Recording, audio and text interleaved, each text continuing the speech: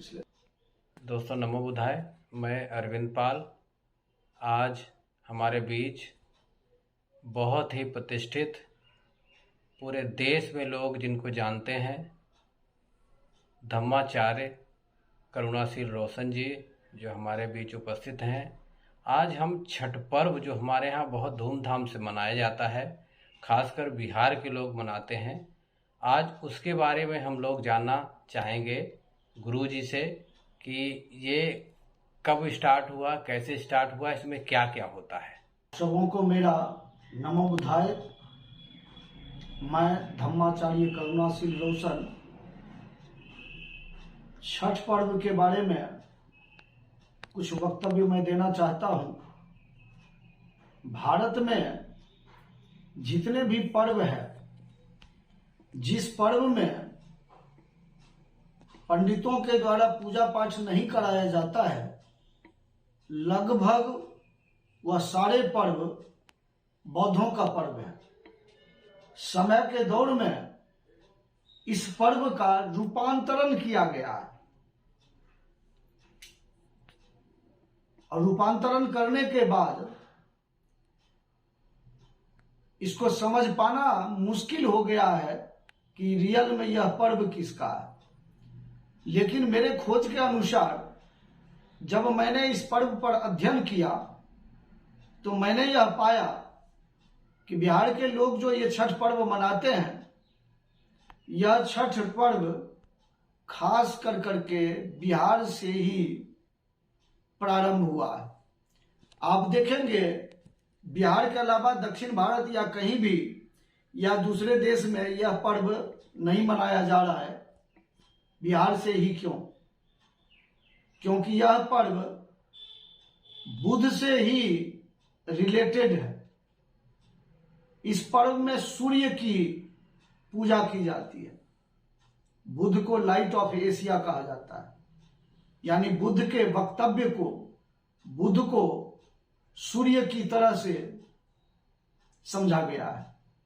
जिस तरह से सूर्य अपनी रोशनी हर एक जगह फैला देता है, ठीक उसी तरह से बुद्ध के विचार जन जन तक पहुंच रहा है। इसलिए बुद्ध को लाइट ऑफ एशिया कहा जाता है। बिहार वासी जो ठेकुआ बनाते हैं, ठेकुआ का अर्थ है ठोक कर करके जिस पूरी को बनाना, इसलिए उसको ठेकुआ बोलते हैं। लकड़ी का जो उसमें सांचा होता है, वह लकड़ी का सांचा पीपल का पत्ता रहता है और दूसरे तरफ लकड़ी के सांचे में 8 चक्र वाला जो धम्म चक्र है वह है। छठ के घाट पर मिट्टी का जो स्तूप बना है वह है मनौती स्तूप। इस पर्व में किसी देवी देवता का पूजा नहीं किया जाता है, सूर्य को ही अर्घ्य दिया जाता है। शाम के समय में पहला अर्घ्य और उसके बाद सुबह। शाम के समय में जो पकवान चढ़ाते हैं वो शाम में नहीं खाते हैं। ऐसा इसलिए कि बुद्ध जब अपने गांव आने का जब योजना बना तो वहां के लोग इनके स्वागत में विभिन्न प्रकार के व्यंजन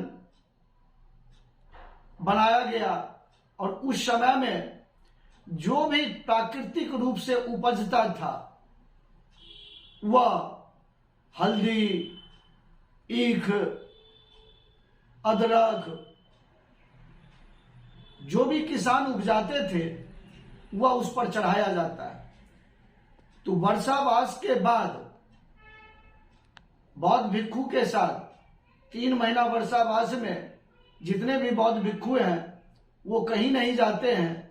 वर्षावास के समय में एक जगह पर वह विपश्यना करते हैं और वर्षावास समाप्त होने के बाद ये जो छठ का समय होता है, इसी समय में बुद्ध अपने भिक्षुओं के साथ अपने गांव आते हैं, नदी के रास्ते से, नाव के रास्ते से जाते हैं।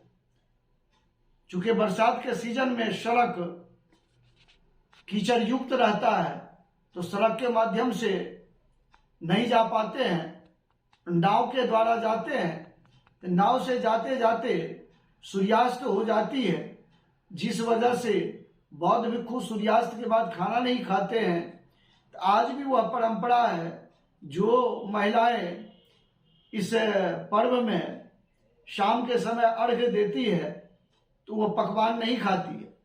फिर सुबह में अर्घ्य दे करके खाने की, तो बौद्ध भिक्षु शाम में नहीं खाते हैं और सुबह में वही पकवान सभी के साथ में खाने की परंपरा रही।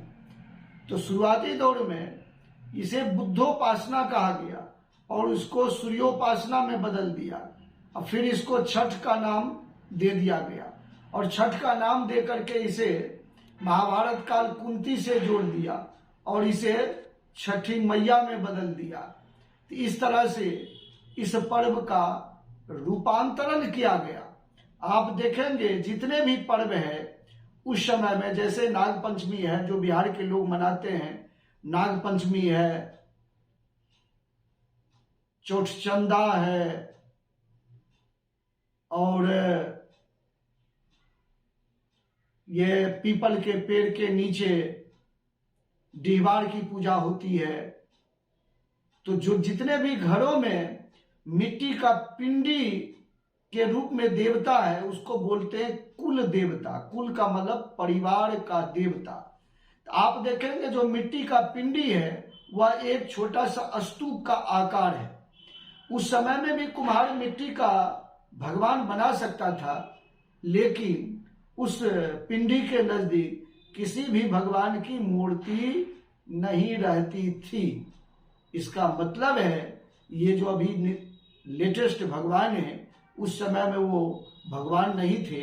नाग पंचमी का पर्व होता है तो नागवंशी को बौद्ध भिक्षु 5 शील की दीक्षा दिया करते थे। तो ये जितने भी पिंडी है यह पिंडी स्तूप के आकार का पिंडी है, ना कि कोई और है। छठ में ये मनौती स्तूप हुआ और ये कुल देवता के रूप में यहाँ पर प्रचलित था और धीरे धीरे कर करके अब उसका रूप बदल कर करके दूसरे रूप में परिवर्तित कर कर करके इसका मनाया जाने लगा है। जैसे दीपावली पर्व में मुझे याद है जब मैं छोटा था तो उसमें सिर्फ 5 दिया जलाया जाता था। 5 दीपक जो था वह पंचशील का प्रतीक था। अब उसमें भी भगवान की लक्ष्मी और गणेश इस तरह की उत्पत्ति कर करके उसको मॉडलाइज किया जा रहा है। छठ वाले में भी अब उसका एक मूर्ति के रूप में आकार दिया जा रहा है। यानी जितने भी वह पर्व था उस समय का, उस पर्व का लगातार रूप बदला जा रहा है।